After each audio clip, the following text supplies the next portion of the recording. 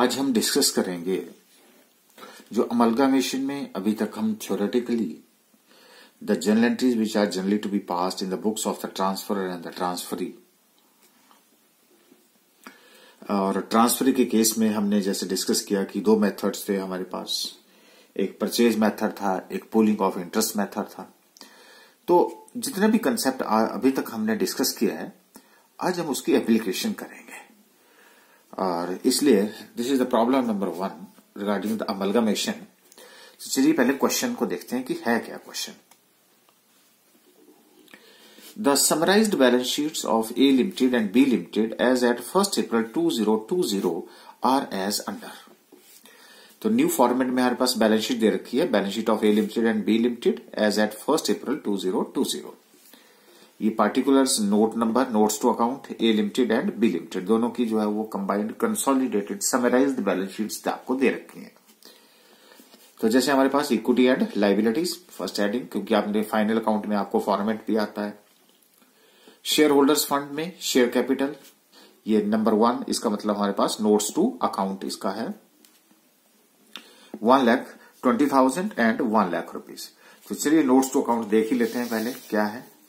ये देखिए notes to account में ये अथोराइज्ड कैपिटल है, कुछ नहीं दे रखा है।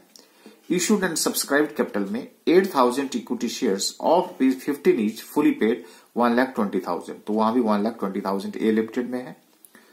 10,000 equity shares of ₹10 each fully paid, that the value is also again 1 lakh rupees.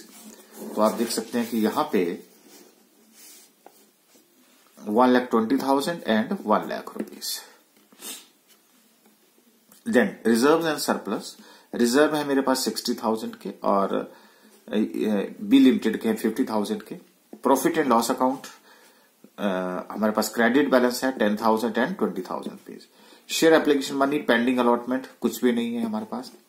Non recurring liabilities नहीं है हमारे पास। करंट लाइबिलिटीज में सिर्फ क्रेडिटर्स हैं 30,000 के और 10,000 रुपीज के। तो टोटल हो गया मेरा 2,20,000 एंड 1,80,000 रुपीज। आज ये एसेट साइड में, तो यहां पे नॉन करंट एसेट्स में हमारे पास फिक्स्ड एसेट्स में, टेंजिबल एसेट्स में लैंड एंड बिल्डिंग है 1,40,000 एंड 1,20,000 रुपीज की। करंट एसेट्स में इन्वेंट्रीज हैं 30,000 की और 15,000 की, ए लिमिटेड और ये बी लिमिटेड का। डेटर्स हैं 10,000 एंड 25,000 के। कैश एंड बैंक, क्योंकि कई बार हम कैश और बैंक को इकट्ठा यूज कर लेते हैं तो मैंने कैश और बैंक दोनों लिख दिया।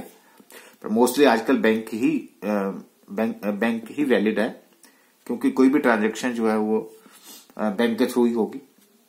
तो ये 40,000 and 20,000 rupees. So total is 2,20,000 and 1,80,000।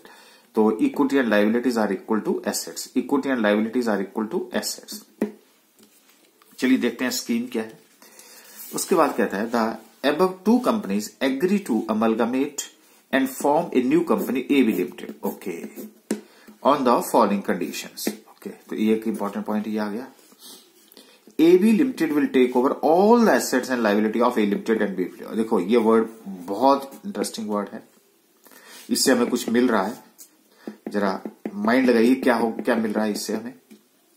The entire purchase consideration will be satisfied by the issue of 28,600 equity shares of ₹10 each of AB Limited। Entire purchase का विल बी सेटिस्फाइड बाय इश, ये भी कुछ कह रहा है, ढूंढिए जरा। अच्छा, उसके बाद for the purpose of amalgamation the value of each equity share is agreed at ₹25 and ₹12.50 for A limited and B limited respectively. तो ए लिमिटेड के लिए ये है, बी लिमिटेड के लिए है। The creditors are to be paid off by A B limited. Okay, बाद की बात है। You are required to pass journal entries to close the books of A Limited and B Limited। बिल्कुल सही बात है। Pass journal entries in the books of AB Limited and prepare the balance sheet of A Limited। बहुत comprehensive question है, इतना detail में आपसे पूछा नहीं जाता, लेकिन मैं सारे कंसेप्ट इसी के अंदर जो है वो आपको क्लियर करूंगा। तो फिर उसके बाद जैसा मर्जी क्वेश्चन आए, जिसकी बुक्स में आए, उसके अकॉर्डिंगली करेंगे। तो चलिए ये क्वेश्चन पढ़ने के बाद सबसे पहले हम इसका एनालिसिस करते हैं। सबसे पहले हम ये देखेंगे कि ये जो क्वेश्चन है इसमें हमारे पास ट्रांसफर कौन है और ट्रांसफरी कौन है। हाँ जी, थोड़ा सा अगर आप दिमाग लगाएं अपना जो इंटेलेक्चुअल प्रॉपर्टी राइट है आपके पास, अगर उसको अप्लाई करें तो आप खुद कोशिश करें पहले कि ट्रांसफर कौन है और ट्रांसफरी कौन है। ट्रांसफर आपको पता है कि ओल्ड कंपनी, और ट्रांसफरी आपको पता है न्यू कंपनी, क्योंकि इसमें ओ है और इसमें ई है।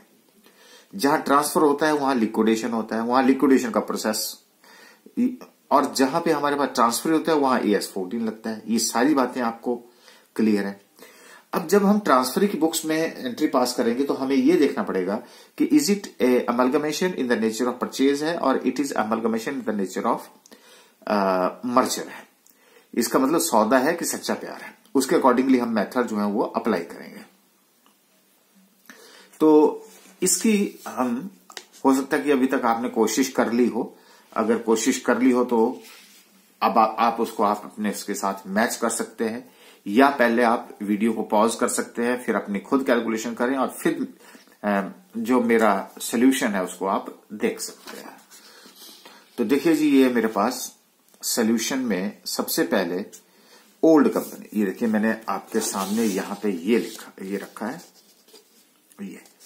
तो ए लिमिटेड और बी लिमिटेड से क्या बन गई, एक नई कंपनी बन गई। तो ये मैंने दो बताया था आपको, एक ट्रांसफर लिखेंगे हम, उसके नीचे ट्रांसफर लिखेंगे।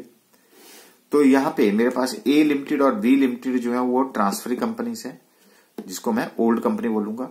इन दोनों को मिलाकर के एक नई कंपनी बनेगी जिसको बोलते हैं हम एबी लिमिटेड। तो न्यू कंपनी बन गई जी एबी लिमिटेड, जिसको हम बोलेंगे ट्रांसफरी, और दो कंपनीज आ गई मेरे पास, A limited and B limited, old companies. तो ये हमारा एक तरह से अमलगामेशन का क्वेश्चन है।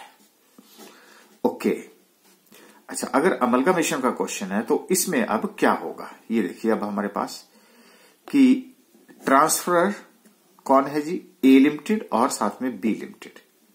ये भी ओल्ड कंपनी, ये भी ओल्ड कंपनी। ये कंपनी भी क्या हो जाएगी, खत्म हो जाएगी, और ये कंपनी भी खत्म हो जाएगी, क्योंकि ये लिक्विडेट हो गई, ये बंद हो जाएंगी दोनों कंपनीज। इसलिए इसको मैंने क्या बोला, ट्रांसफर कंपनी। और ट्रांसफर कंपनी तो इसमें कौन सा प्रोसेस लगेगा, लिक्विडेशन प्रोसेस लगेगा।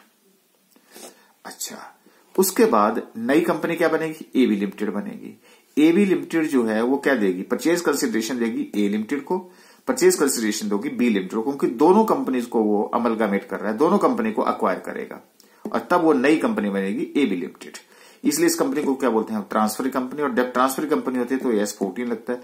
अगर AS14 लगता है तो हमें यह देखना पड़ेगा कि कौन सा मेथड यूज करना पड़ेगा, whether it is in the nature of merger और whether it is in the nature of purchase. तो इसको आइडेंटिफाई करने के लिए मैंने आपको हिंट भी दिया था थोड़ा सा। तो यहां तक बात क्लियर हो गया जी। ट्रांसफर हमें पता लग गया, ए लिमिटेड और बी लिमिटेड, और ट्रांसफरी कौन है, नया। ये दोनों कंपनीज क्या हो जाएगी, बंद हो जाएगी, और ये उसके बदले में उसको क्या देंगे, परचेज कंसिडरेशन देंगे। कौन देगा, ट्रांसफरी देगा ट्रांसफरर को। लेकिन जैसे मैंने अभी कहा आपसे कि अब हमें ये देखना है कि इट इज ए मर्जर का है या परचेज का है। देखिए, ये आपको याद आ गया होगा, उसने बोला AB limited will take over all the assets and liabilities. तो क्या बोला उसने, सच्चा प्यार है ना, तो जैसा है वैसा है, मैं बदल के प्यार नहीं करूंगा। तो क्या हुआ जी, ऑल है। ऑल है कौन सा था जी, मर्जर में था। फिर उसके बाद क्या था, एंटायर, उसमें था 90% से ऊपर का जो है शेयर होल्डर्स नई कंपनी के शेयर होल्डर बन जाएंगे। तो क्या बोला इसने, एंटायर परचेज कंसिडरेशन। एंटायर है, इसका मतलब 90% से ऊपर तो हो ही सकता है। अगर हो सकता है तो इसका मतलब है कि ये क्वेश्चन जो है आपका, it is in the nature of merger. तो मैंने लिख दिया आपको कि this is an amalgamation in the nature of merger because AB Limited will take over all the assets and liability of the A Limited and B Limited. All है।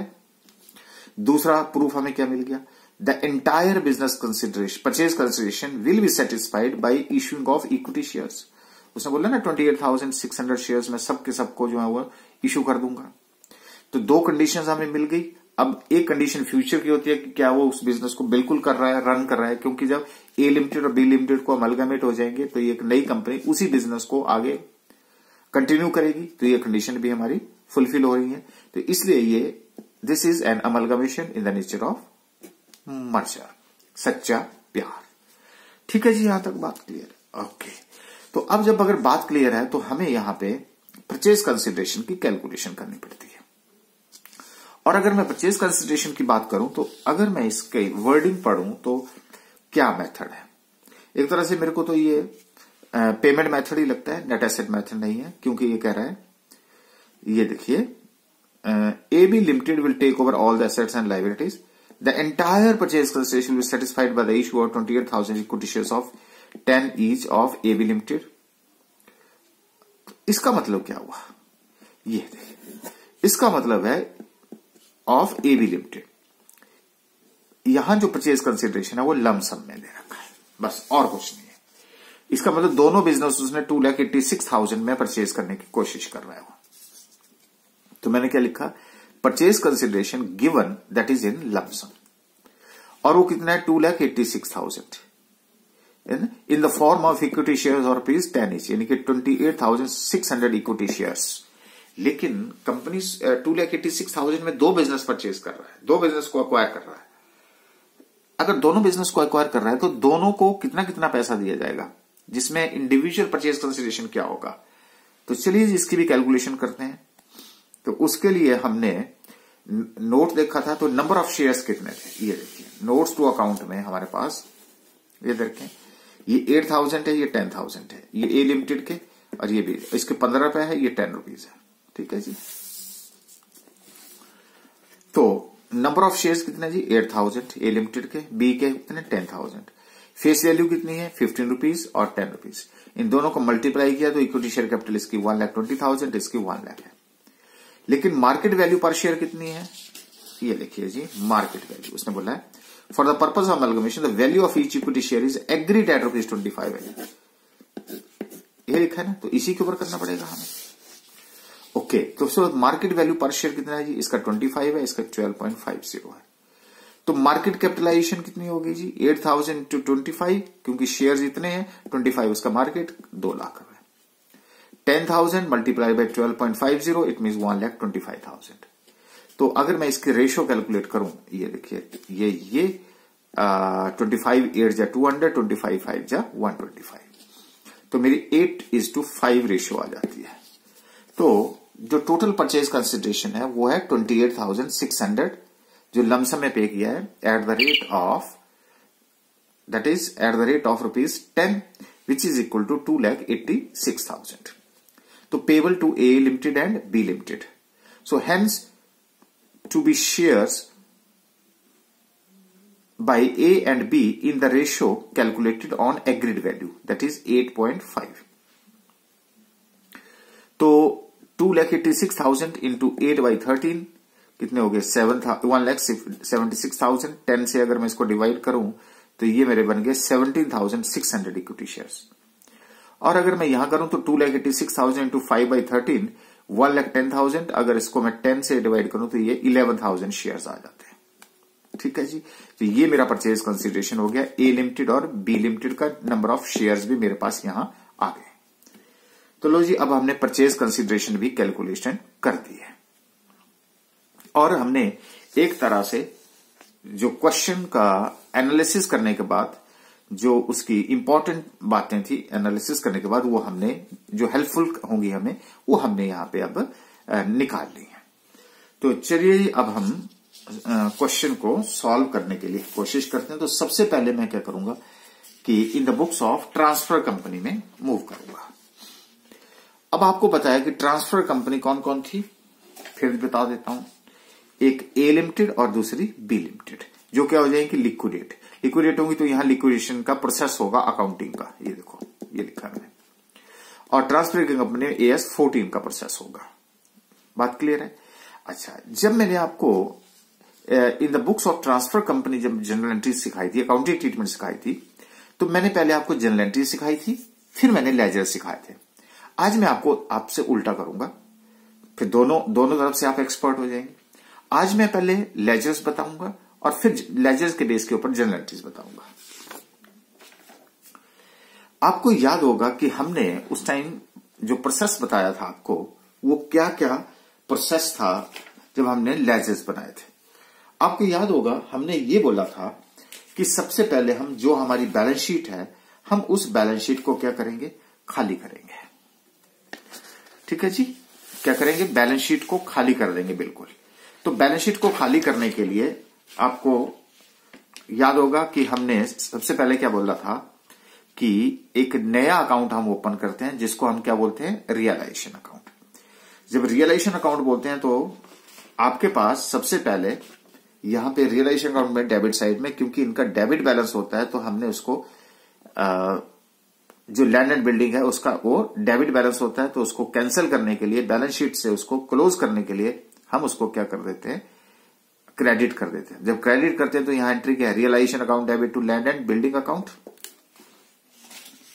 तो देखिए जी, land and building मेरे पास दोनों की मैं बता रहा हूं, ए एंड बी की। यहीं से देखो खाली कर लेते हैं। तो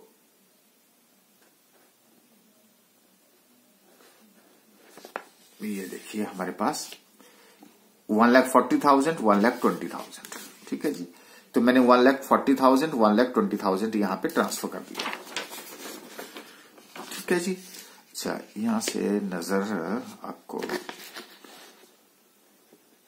ओके चलो मैं दिखा दूंगा आपको। लैंड एंड बिल्डिंग आ गया जी हमारे पास, लैंड एंड बिल्डिंग। उसके बाद मेरी इन्वेंट्रीज है 30,000 एंड 15,000।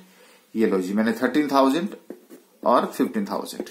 उसके बाद मेरे पास डेटर्स हैं कितने जी, 10,000 एंड 25,000। ये भी मैंने खाली कर दिया, 10,000, 25,000। उसके बाद मेरा कैश एंड बैंक है कितना, 40,000 एंड 20,000। ये लो जी, ये भी मैंने खाली कर दिया। अब मेरे पास बैलेंस शीट में एसेट साइड तो खाली हो गई, लेकिन लायबिलिटी साइड में मेरे पास क्या है, क्रेडिटर्स हैं। तो क्रेडिटर्स खाली कर देते हैं, क्रेडिटर्स ट्रांसफर हो जाते हैं। तो इनका क्रेडिट बैलेंस होता है, इसलिए मैंने डेबिट कर दिया। तो बाई क्रेडिटर्स अकाउंट 30,000 एंड 10,000। ये देखिए 10,000 एंड 30,000। लो जी, ये भी खत्म हो गए। अच्छा ओके, फिर हम क्या करते हैं कि जो परचेज कंसिडरेशन है उसको रियलाइजेशन अकाउंट में ले जाते हैं। तो हमने जो परचेज कंसिडरेशन जो कैलकुलेट किया है आपके लिए वो ये था, 1,70,000 ए का था और 1,10,000 जहां आपका बी का था। तो बाय ए बी लिमिटेड, क्योंकि ट्रांसफर के द्वारा जो है परचेज कंसिडरेशन जो है वो पेबल है। तो 1,76,000 एंड 1,10,000 आपको याद होगा। ओके, अच्छा उसके बाद क्या है हमारे पास यहां पे कि अब हम क्या करते हैं कि रियलाइजेशन अकाउंट को फिलहाल क्या कर देते हैं जी, विदहेल्ड कर देते हैं। अब विदहेल्ड क्यों करते हैं हम, क्योंकि रियलाइजेशन अकाउंट के बाद हम प्रेफरेंस शेयर कैपिटल में अगर पैसा होगा तो उसमें ट्रांसफर करेंगे, फिर इक्विटी शेयर, तो प्रेफरेंस शेयर होल्डर अकाउंट बनाते हैं, फिर इक्विटी शेयर होल्डर अकाउंट बनाते हैं, फिर जाकर के रियलाइजेशन अकाउंट को क्लोज करते हैं। तो अब हमारे पास बैलेंस शीट में क्या क्या रह गया सर, एसेट्स चली गई, लायबिलिटीज चलेगी, कौन रह गए, शेयर कैपिटल ये रह गए, reserve and surplus, profit and loss ये रह गए। ओके, आपको पता है ये रियलाइजेशन अकाउंट में नहीं जाते, कहां जाते हैं सर, शेयर कैपिटल तो इक्विटी की है, प्रेफरेंस की नहीं है, प्रेफरेंस नहीं तो प्रेफरेंस शेयर होल्डर अकाउंट नहीं बनेगा, तो ये कहां जाएगा, इक्विटी शेयर होल्डर अकाउंट। तो फिर मुझे क्या करना पड़ता है, इक्विटी शेयर होल्डर का अकाउंट ओपन करना है। तो आपको मैंने बताया था by equity share capital account, क्योंकि वहां पे हमारे पास उसका क्रेडिट बैलेंस होता है, तो यह मैंने डेबिट किया। तो यहां एंट्री जो है हमारी equity share capital account debit to equity share holder account हुआ, कितने से था जी, देखिए 1,20,000 एंड 1 लाख से, तो 1,20,000 1 लाख से। रिजर्व भी किसके हैं ये जी, सर इक्विटी शेयर होल्डर के हैं, तो ये भी 60,000 और 50,000। प्रॉफिट एंड लॉस किसका है, इसी का है जी, 10,000 एंड 20,000 रुपीज। बताओ जी, मैंने सारी बैलेंस शीट को खत्म कर दिया, किल कर दिया, क्योंकि मैंने इसमें से जितनी भी आइटम्स थी सब ट्रांसफर कर दी। ओके, यही करते थे ना हम रियलाइजेशन अकाउंट में। ओके, अब मेरे पास ये आइटम जो है मेरी सारी आ गई। ओके, अब मैं उसके बाद क्या करता हूं कि इक्विटी शेयर होल्डर्स को जो पेमेंट की जाती है वो कितने शेयर्स की कैसे की जा रही है, यही कहा था। परचेज कंसिडरेशन के बॉक्स को ओपन कर दो, तो उसमें क्या दिया, तो क्या दिया जी, 17,600 एबी लिमिटेड के shares at the rate of ₹10, कितने हो गए, 1,76,000। उसके बाद 11,000 बी के हैं, तो at the return 1,10,000 rupees. Clear है जी बात। ओके, अब मैं क्या करूंगा, इक्विटी शेयर होल्डर अकाउंट को बैलेंस करूंगा। जब बैलेंस किया तो मुझे मिला ये रियलाइजेशन अकाउंट, यानी कि लॉस हो गया मुझे। अगर लॉस हो गया तो ये 14,000 एंड 60,000, तो कौन बियर करेगा इसको, रियलाइजेशन अकाउंट। तो ये ट्रांसफर कहां हो गया, रियलाइजेशन अकाउंट में।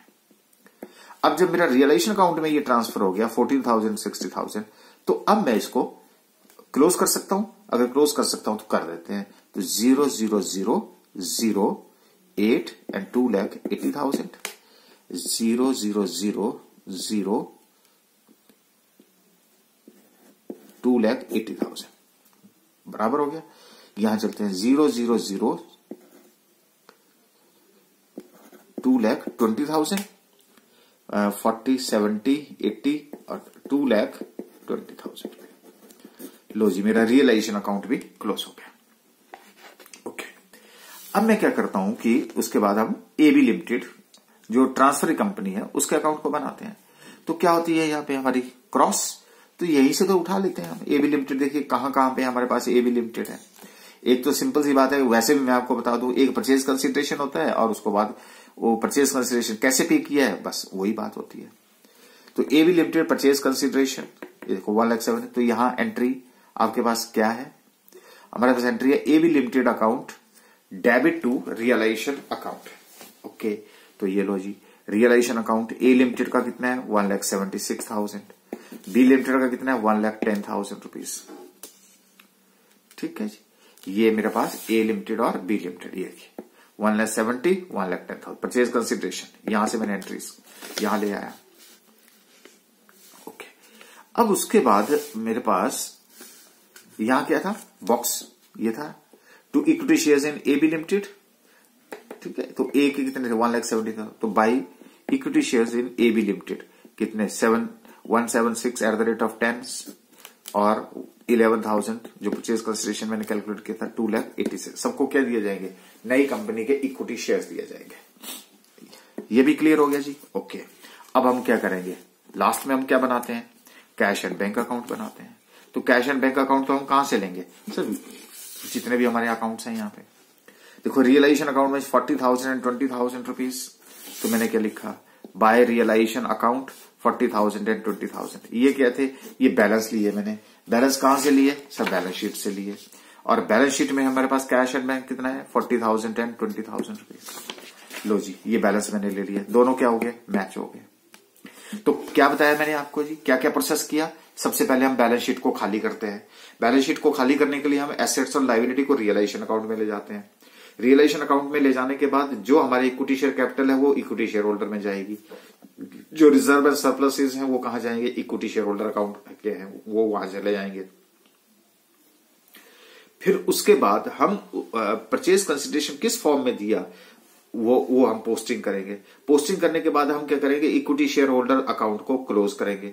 क्लोज करके जो हमारे पास प्रॉफिट और लॉस होगा whatever it is that would be transfer to realisation. के बाद फिर हम ट्रांसफर, क्योंकि क्रॉस पोस्टिंग ही करनी है तो इसलिए हम फिर ट्रांसफर कंपनी अकाउंट इन्हीं में से ले लेते हैं, बना लेते हैं। और लास्ट में हम बैंक अकाउंट बना लेते हैं। अब देखिए, अब आपके पास लेजर तैयार है, तो बताइए जर्नल एंट्री में कोई देर लगेगी सर, बिल्कुल नहीं लगेगी। तो अगर नहीं लगेगी तो आ जाइए, अभी आपको बता देते हैं, ये तो साथ साथ ही करेंगे। तो अब देखिए, इन the books of A limited कौन है जी, ये ट्रांसफर। तो पहले हम ट्रांसफर, क्योंकि ट्रांसफर दो है हमारे पास, ए लिमिटेड और बी लिमिटेड, इसलिए हमारे पास जो लिक्विडेशन प्रोसेस है वो दो कंपनीज का करना पड़ेगा, ए लिमिटेड और बी लिमिटेड का। ओके, तो इन the books of A limited transfer the journal entries. तो क्या बताया था जी मैंने आपको, जो डेबिट है उसको क्रेडिट करना पड़ेगा। लो जी, लैंड एंड बिल्डिंग क्रेडिट कर दिया 140, inventory 30,000, debtors 10,000, cash and bank 40,000। और ये लो जी, डेबिट क्या है, रियलाइजेशन अकाउंट। कोई दिक्कत है, being the transfer of different assets to realisation account. फिर क्या बताया जी हमने कि ये क्रेडिटर्स जो लाइबिलिटीज हैं उनको क्या करो, खाली करो।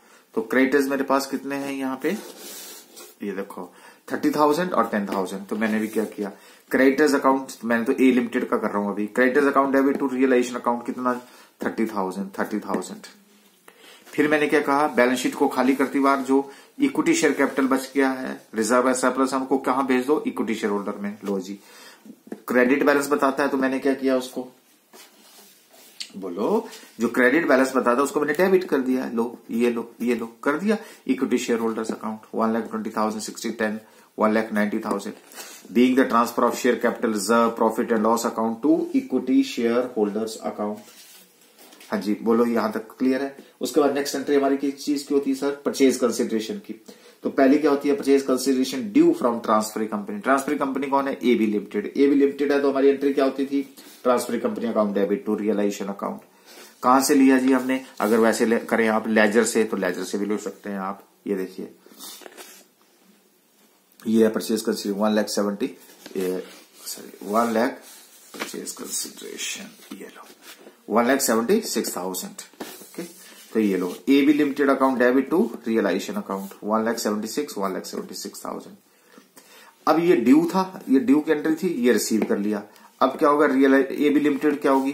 कैंसिल करनी पड़ेगी। कैंसिल करनी तो डेबिट है तो इसको क्रेडिट कर दिया, तो 1,76,000 1,76,000। तो equity shares in AB limited account debit to AB limited being the purchase consideration received from AB limited. अच्छा, उसके बाद क्या होता है? हमें लॉस हुआ था रियलाइजेशन पे, क्योंकि इक्विटी शेयर होल्डर्स अकाउंट जब हमने ट्रांसफर किया तो क्या था? 14,000 का लॉस आया था हमारे पास, याद है आपको? नहीं, ये लो, ये लो। और कहां चला गया था? रियलाइजेशन अकाउंट में। तो equity share holder account debit to realisation account, क्योंकि वो मालिक को बियर करना पड़ेगा 14,000 rupees. So being a loss on realisation transfer to equity share holders account. अब उसके बाद मैंने क्या किया? डिस्ट्रीब्यूशन कैसे किया था? 1,76,000। ये देखो, कहा था मैंने कि 2,86,000 in the form of equity shares of ₹10 each, और उसका बाइफर्केशन ये की थी मैंने 17,600 शेयर और ये 11,000 शेयर्स, उसी की कर रहा हूं। Equity share holder account debit to equity shares in AB limited account 1,70,000। अरे आपने लेजर से सिर्फ क्या करना था? यहां लेजर से भी अगर आप पोस्टिंग कर देते, then you would have been in a position to get the same journal entries.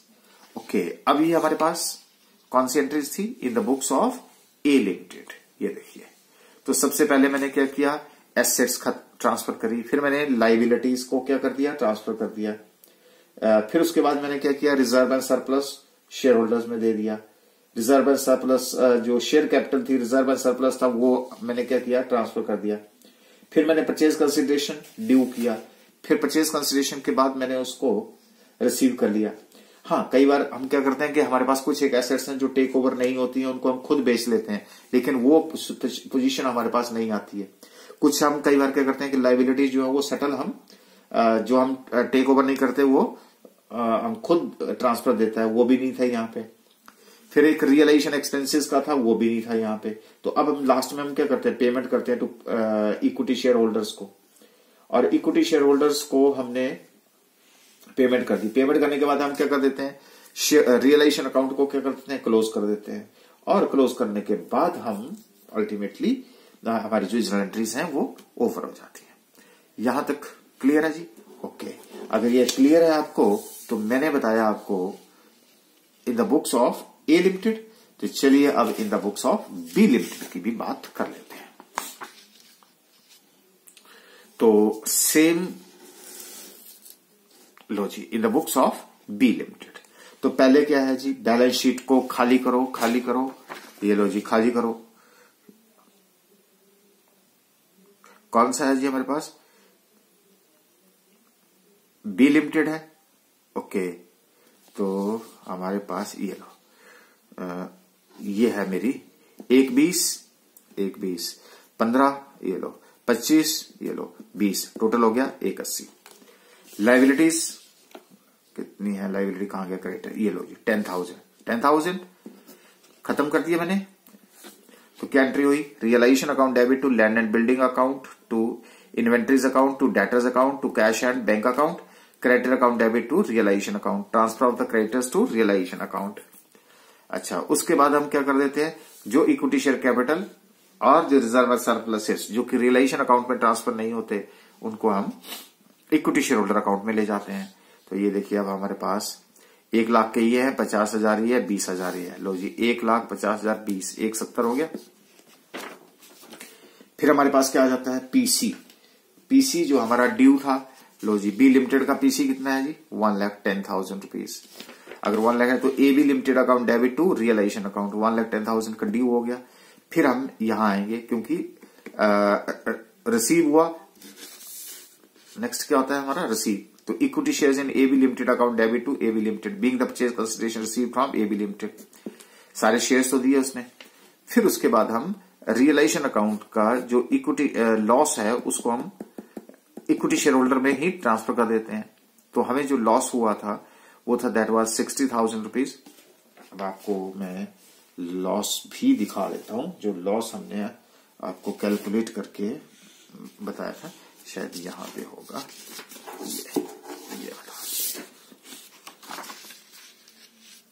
ये लो जी 60,000 रुपीज, ये 60,000। और उसके बाद हमने पेमेंट कर दी थी equity share holders account debit to equity shares in AB limited account. ये हमारे ये 11,000 share at the rate of 10, क्योंकि उसने बोला था सारा परचेज कंसिडरेशन लमसम में पे किया जाएगा, लेकिन उसकी बाइफर्केशन हमने यहां से कर ली थी और फिर हमने कैलकुलेशन कर ली थी। तो इस तरह से हमारे पास बी लिमिटेड में भी जो दो कंपनीज थी मेरे पास, कौन कौन सी, ये दो कंपनीज थी, ए लिमिटेड और बी लिमिटेड। कौन थी? ट्रांसफर, ठीक है, ट्रांसफर थी ये दो कंपनीज। तो इसकी बुक्स में हमने क्या किया, लिक्विडेशन प्रोसेस फॉलो किया और जर्नल एंट्रीज पास कर दी। ये दोनों क्लोज हो गई, लिक्विडेट हो गई। अब कौन सा आया? ट्रांसफरी। ओके, तो अब हमारे पास journal entries in the books of transferee company that we have to discuss. Okay, ये लीजिए जी हमारे पास accounting treatment in the books of transferee company. ठीक है जी। तो आपको याद है कि सबसे पहले जो थी वो जो जर्नल एंट्री पास करते हैं ट्रांसफरी कंपनी में, वो क्या करते हैं, जब हम बिजनेस को एक्वायर करते हैं, on the amalgamation of the business purchase consideration due. ठीक है जी। अच्छा, तो ये मेरी एबी लिमिटेड है। एबी लिमिटेड ने सबसे पहले मैं क्या करूंगा, ए की बुक्स, फिर मैं बी की बुक्स को अलग से। ठीक है, तो सबसे पहले मैंने ए का बिजनेस परचेज किया। ए का बिजनेस जो परचेज किया था वो 1,76,000 का था। तो business purchase account debit to liquidator of A limited, क्योंकि ए लिमिटेड को नहीं दिया था, ए लिमिटेड के बिहाफ के ऊपर आपको कंसेप्ट बताया, लिक्विडेटर को ये अमाउंट मिलेगा, तो कितना मिलेगा, 1,76,000। ये हमारी फर्स्ट एंट्री जो है तो वो पास की जाती थी। अच्छा, और ये भी आप ध्यान रखना कि हम कौन सा मेथड यूज कर रहे हैं, मर्जर मेथड है, वो हमने आपको प्रूव करके दिया था मर्जर मेथड। अब जब मर्जर मेथड होता है तो हमारे पास या तो प्रॉफिट होता है मर्जर के ऊपर या लॉस होता है। तो वो जो प्रॉफिट और लॉस है वो हम कैसे कैलकुलेट करते हैं सर, ये लो, अगर परचेज मेथड में बताया था मैंने net assets are greater than PC, तो क्या हो जाता है, प्रॉफिट हो जाता है। प्रॉफिट हो जाता है तो कहां चला जाता है, कैपिटल रिजर्व में, क्रेडिट में। और अगर net assets are less than purchase consideration तो लॉस हो जाता है। अगर ये लॉस हो जाता है या तो गुडविल अकाउंट में जाता है। ठीक है, ये बताया था मैंने आपको, बोलो कहां जाता था, कैपिटल रिजर्व में या गुडविल अकाउंट में। और इसके पीछे का जो लॉजिक है वो भी मैंने आपको बता रखा है। ठीक है, कैपिटल रिजर्व। ओके, तो ये सॉरी गुडविल अकाउंट लॉस जो है वो यहां चला जाता है। ठीक है, लेकिन ये हमारा परचेज मेथड यहां अप्लाई नहीं हो रहा है, पर मैंने फिर भी आपको बता दिए। मर्जर और पूलिंग ऑफ इंटरेस्ट मेथड में क्या होता है हमारे पास, if the share capital is greater than PC that is from the, और उसके ऊपर हमें प्रॉफिट होगा, and that is transfer to free reserve. यहां ऐसा कुछ नहीं है। और अगर share capital is lesser than PC तो ये लॉस ऑन मर्जर होता है, and this is to be write off from the free reserves. ठीक है जी। अच्छा, अगर ये बात आपके पास क्लियर है तो चलिए इस क्वेश्चन में देखते हैं कि वो जो परचेज कंसिडरेशन है वो कितना है और यहां पे जो वैल्यू है वो कितनी है। देखिए यहां शेयर कैपिटल क्वेश्चन, ये रखो आप, शेयर कैपिटल कितनी है यहां पे, मैं वैसे लिख देता हूं अलग से, 1,20,000 रुपीज। और परचेज कंसिडरेशन कितना है, 1,76,000 रुपीज। तो क्या हुआ जी यहाँ पे, ये वाला, ये शेयर कैपिटल, ये परचेज कंसिडरेशन, तो क्या हुआ जी, लॉस ऑन मर्जर हुआ। कितने से लॉस हुआ, 56,000 से। ये मैंने आपको मोटे तौर पे आपको बता दिया। लेकिन अगर हम वैसे नहीं चलें, अगर हम सीधे जर्नल एंट्रीज के साथ चलें, तो आपको पता ही है कि हमारे पास जो जर्नल एंट्रीज हम पास करते हैं वो कैसी करते हैं, वो करते हैं जी जैसी भी है वैसी लेनी पड़ेगी। तो लैंड एंड बिल्डिंग, बताओ जी क्या क्या वैल्यूज हैं हमारे पास क्वेश्चन में। तो लैंड एंड बिल्डिंग 1,40,000, लो 30,000 की मेरे पास इन्वेंट्रीज हैं, डेटर्स मेरे 10,000 है, कैश एंड बैंक 40,000 है। फिर मैंने क्या लिया, इसको छोड़ दीजिएगा, क्रेडिटर्स मेरे पास, क्रेडिटर्स ए लिमिटेड के 30,000 है। फिर उसके बाद हम क्या लेते हैं, सन्डे लाइबिलिटीज लेते हैं, ऑल रिजर्व्स लेते हैं, बिजनेस परचेज लेते हैं, परचेज कंसिडरेशन लेते हैं, याद है होगा आपको, तो अब तो टिप्स पे हो गया होगा। तो रिजर्व्स मेरे कितने हैं, 60,000 रुपए के, ये देखिए 60,000, ये भी लिख दिया मैंने। प्रॉफिट एंड लॉस कितना है, 10,000 का, लो जी ये भी लिख दिया मैंने। और साथ में business purchase account, purchase consideration कितना, 1,76,000 रुपीज। अब अगर मैं इसका बैलेंसिंग फिगर भी निकालूं तो बैलेंसिंग फिगर इसका निकल रहा है 56,000। तभी मैंने लिखा loss on merger that is a balancing figure. तो बैलेंसिंग फिगर कितनी आई, 56,000 रुपीज। और ये मैंने आपको कैलकुलेट करके पहले ही बता दिया था क्या, कि 56,000 इज ए लॉस। आपकी मर्जी है, ये आपका क्रॉस वेरिफिकेशन मैंने करा दिया। ओके, अब उसके बाद जब आपके पास ये चीज यहां से आ जाती है, फिर हम क्या करते हैं कि जो लॉस होता है उस लॉस को हम राइट ऑफ करते हैं। और राइट ऑफ करने के लिए मैंने आपको बताया, तो ये लॉस ऑन मर्जर अकाउंट को क्लोज करने के लिए मैं क्या करूंगा, इसको क्रेडिट करूंगा और डेबिट किसको करूंगा, जनरल रिजर्व अकाउंट को। तो जनरल रिजर्व अकाउंट 56,000 से, ये लो जी। अच्छा, उसके बाद हम क्या करते हैं, पेमेंट ऑफ परचेज कंसिडरेशन करते हैं। तो परचेज कंसिडरेशन की क्या पेमेंट की हमने, liquidator of A limited account, जो ए लिमिटेड का लिक्विडेटर था उसको हमने पेमेंट किस फॉर्म में करी, इक्विटी शेयर कैपिटल में। कितने शेयर दिए थे, 70,600 eight the rate of ₹10 against purchase consideration, that is 1,76,000 rupees. कुछ याद आया या दिखाना पड़ेगा आपको, ये भी, ये लो जी, एट द रेट ऑफ ₹10।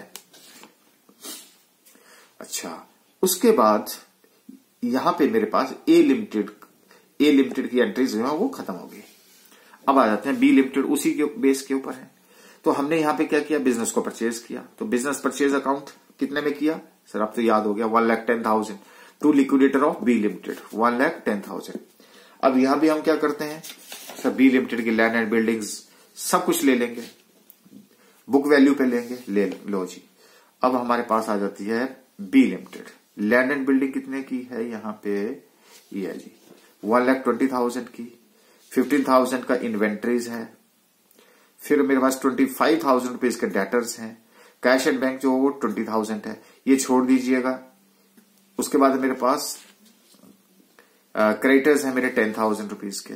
फिर मेरे रिजर्व्स कितने हैं जी, 50,000 और 20,000, ये लो 50,000 और 20,000। और उसके बाद मेरा बिजनेस परचेज कितने से किया था मैंने, 1,10,000 रुपीज में। अब इनका जो डिफरेंस है वो कितना आ रहा है, बैलेंसिंग फिगर कितनी आ रही है, 10,000। अगर आप इसमें करना चाहते हैं या क्रॉस वेरीफाई करना चाहते हैं तो ले लीजिए, क्रॉस वेरीफाई भी कर लेते हैं। यहां पे शेयर कैपिटल कितने की है सर, शेयर कैपिटल है 1,10,000 रुपीज की। नहीं, शेयर कैपिटल कहां गई, शेयर कैपिटल 1 लाख रुपीज की। शेयर कैपिटल कितनी है, 1 लाख रुपीज की। और परचेज कंसिडरेशन कितना है, 1,10,000 रुपीज का। तो इधर आ गया, इसका 10,000 रुपए। फिर दोबारा से हमें क्या हो रहा है, लॉस हो रहा है 10,000। देखिए इससे पहले आपको दिखा दी, 1 लाख रुपए आपके पास क्या है, शेयर कैपिटल है। परचेज कंसिडरेशन 1,10,000, तो ये निशान पड़ा। अब क्या हुआ, 10,000 रुपए दोबारा से, क्यों, because the share capital is lesser then purchase consideration, so 10,000 rupees again A loss. ठीक है, तो लॉस आपका दो मेथड मैंने आपको एक क्रॉस वेरिफिकेशन के लिए जो है वो बता दिया। तो अगर आप यहां भी देखें तो बैलेंसिंग फिगर क्या आ रही है, 10,000 रुपीज, और ये क्या है, लॉस ऑन मर्जर है। ठीक है, जो क्रॉस वेरीफाई हो गया। तो being the different assets and liabilities are taken over.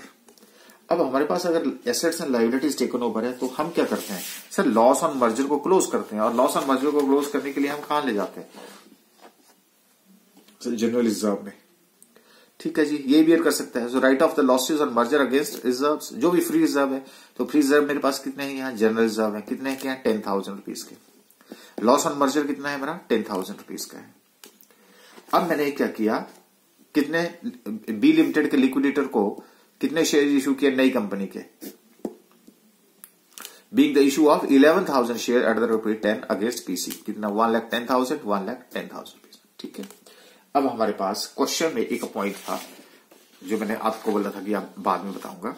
ये देखिए, कहता the creditors are to be paid off by AB limited, जितने भी क्रेडिटर्स हैं पेड ऑफ कर दिए जाएंगे। लो जी, हम यहां क्रेडिटर्स मेरे पास कितने कितने क्रेडिटर्स हैं, 30,000 एंड 10,000। तो लो जी, creditors account debit 30,000 plus 10,000 to cash and bank account कितना हो गया 40,000 एंड 40,000, कर दीजिए पेमेंट। ओके, अब हमारे पास यहां तक क्वेश्चन मेरा कहां तक कंप्लीट हुआ। Passed journal entries to close the books of A limited and B limited, ये भी हो गया। Passed journal entries in the books of A B limited, ये भी हो गया। Now prepare the balance sheet of A B limited. Okay, दोनों को कंबाइन करने के बाद अब हमें बैलेंस शीट बनानी है। ओके, तो चलिए जी, अब हम इसकी बैलेंस शीट भी बनाते हैं। तो ये मेरे पास जो बैलेंस शीट है, this is the balance sheet of A B limited. तो balance sheet as at 1 April 2020। तो पहले मेरे पास क्या था, इक्विटी एंड लायबिलिटीज। तो सबसे पहले क्या है, शेयर होल्डर्स फंड्स, और शेयर होल्डर फंड में क्या है, शेयर कैपिटल। नोट नंबर कितना है 1। कैसे आया बता देता हूं। इश्यूड एंड सब्सक्राइब्ड कितने शेयर्स थे जी, लिखा था 28,600 equity shares at the rate of ₹10 each, fully paid, that is 2,86,000. So all the above shares have been issued for consideration other than cash. तो याद हो गया जी 2,86,000 कैसे आए। फिर मेरे पास आता है रिजर्व एंड सरप्लस। तो रिजर्व एंड सरप्लस 74,000 कैसे आए, ये वो भी बता देते हैं अब आपको। मेरे पास अगर मैं रिजर्व देखूं तो ए लिमिटेड के रिजर्व मेरे पास बच रहे हैं 4,000 के, बी लिमिटेड के रिजर्व बच रहे हैं मेरे पास 40,000 रुपए के। ठीक है, और प्रॉफिट एंड लॉस अकाउंट में मेरे पास है 10,000 एंड 20,000 रुपीज के। ये 10,000 ये 20,000। अब आप बोलेंगे जनरल रिजर्व कहां चले गए, अरे भाई जनरल रिजर्व में हमने लॉसेस को भी तो बियर किया। 60,000 में से आप बताओ मुझे कि मैंने 60,000 में से कितना लॉस बियर किया। ये लो 56,000, तो 56,000 में से कितना बच गया 4,000। और उसके बाद अगर आप देखें बी लिमिटेड का, तो बी लिमिटेड के मेरे पास जो लॉसेस आए थे, हाँ वो थे 10,000 रुपीज के, 10,000 रुपीज के। तो मेरे पास जो रिजर्व थे वो कितने हैं 50,000 रुपीज। बता देता हूं आपको डाउट ना रहे। ये लो, इसमें से 56,000, इसमें से 10,000 का लॉसेस जो है वो मैंने राइट ऑफ किया। तो यहां कितना बच गया 40, और यहां कितना बच गया 4,000, 44,000। और profit and loss account as it is 33, तो कितना हो गया 74,000। तो मेरा note number 2 reserve and surplus कितना हो गया 74,000, और कुछ भी नहीं है, तो टोटल हो गया मेरा 3,60,000 रुपीज। अब आ जाते हैं नॉन करंट एसेट्स में। तो सबसे पहले है मेरे पास फिक्स एसेट्स। फिक्स एसेट में कौन सी है, टेंजिबल एसेट्स। और टेंजिबल एसेट्स में आपको याद होगा कि नोट नंबर 3, लो जी नोट नंबर 3 बता देता हूं। लैंड एंड बिल्डिंग, ये लो जी, ये 1,40,000 की ले ली थी, 1,20,000 की ले ली थी। तो 1,40,000, 1,20,000, 2,60,000 रुपए की। लो जी, मैंने भी 2,60,000 यहां लिख दिया। फिर आते हैं हम करंट एसेट्स के ऊपर। करंट एसेट्स में हमने इन्वेंट्रीज 30,000, 15,000, इन्वेंट्री 30,000, 15,000, कितना हो गया 45,000। लो जी 45,000 रुपीज, ये भी हो गया। उसके बाद मेरा ट्रेड रिसीवेबल, आप वहां से देख सकते हैं ट्रेड रिसीवेबल्स भी सन्डी डेटर्स 10,000 एंड 25 है, 35,000 रुपीज। तो ये मेरे 35,000। कैश एंड कैश इक्विवेलेंट्स, वो अभी अब मैंने आपको बताया कि मेरे पास कितना बैलेंस था 40,000 प्लस 20,000 थे, लेकिन 40,000 रुपए के मैंने क्रेडिटर्स को पेमेंट करी। जब क्रेडिटर्स को पेमेंट नहीं दिख रहा है, चलो 40,000 मेरा ओपनिंग बैलेंस 20,000 था, उसमें से 40,000 रुपए हमने क्रेडिटर्स को क्या किया पेमेंट करी, तो कितना बैलेंस रह गया 20,000 रुपीज। ये मेरा 20,000 रुपीज भी आ गया। अगर मैं इसका टोटल करूं तो ये 3,60,000, 3,60,000, ये मेरी एबी लिमिटेड की बैलेंस शीट भी तैयार हो गई। अब मुझे लगता है कि मेरा ये पूरा क्वेश्चन जो है वो कॉम्प्रिहेंसिव क्वेश्चन जो मैंने आपको यहां से स्टार्ट किया था, मैंने क्या किया, ट्रांसफर 2 कंपनीज थी, उसको मैंने क्या किया, लिक्विडेट किया। लिक्विडेट करके ए लिमिटेड और बी लिमिटेड में पूरा लिक्विडेशन का प्रोसेस फॉलो किया। प्रोसेस फॉलो करने के बाद मैंने इन दोनों कंपनी को क्लोज किया। क्लोज करने के बाद एक नई ओपन कंपनी की, और नई कंपनी जो ट्रांसफर कंपनी है उसमें AS14 में हमारे पास जो मेथड आया था वो था एक पूलिंग ऑफ इंटरेस्ट मेथड, जो हमें पता चल गया था, जिसको हमने मर्जर मेथड बोला। उसमें हमने AS14 अप्लाई करके जो है वो जर्नल एंट्रीज पास करी। पास करने के बाद अब हमने एबी लिमिटेड की एक नई बैलेंस शीट भी बना दी, जिसमें ए लिमिटेड की एसेट्स और बी लिमिटेड की एसेट्स, ए लिमिटेड की लायबिलिटीज, बी लिमिटेड की लायबिलिटीज, और ए लिमिटेड के जो शेयर होल्डर इस कंपनी के शेयर होल्डर बनना चाहते हैं, बी लिमिटेड के जो शेयर होल्डर इसके बनना चाहते हैं, वो भी हमने बना दिए, क्योंकि उसमें उसने बोला था कि सारे के सारे जो है इस कंपनी के शेयर होल्डर बनना चाहते हैं, इसलिए उसको बैलेंस शीट में भी हमने दिखा दिया। क्लियर हो गया जी। तो ये सारा प्रोसेस जो है वो हमने फॉलो कर लिया। तो अब एग्जामिनेशन में आपको जो क्वेश्चन हो सकता है वो डिपेंड करता है कि आपसे वो लेजर पूछ रहा है, आपसे वो जर्नल पूछ रहा है, आपसे वो बैलेंस शीट पूछ रहा है, आपसे सिर्फ ट्रांसफर की बुक्स में पूछ रहा है। तो अब मुझे लगता है कि आप बिल्कुल तैयार हैं। अब आप जितनी ज्यादा प्रैक्टिस करेंगे उतने ज्यादा लर्न करेंगे। ये जो कंसेप्ट था और कंसेप्ट के बेस के ऊपर जो ये मेरा क्वेश्चन था, शायद आई होप कि ये आपके लिए यूजफुल रहेगा। और इस अमलगमेशन को अब आपको जो ऐसा लगता था कि ये एक पहाड़ सा टॉपिक है, ये अब आपको बिल्कुल इजी लगेगा।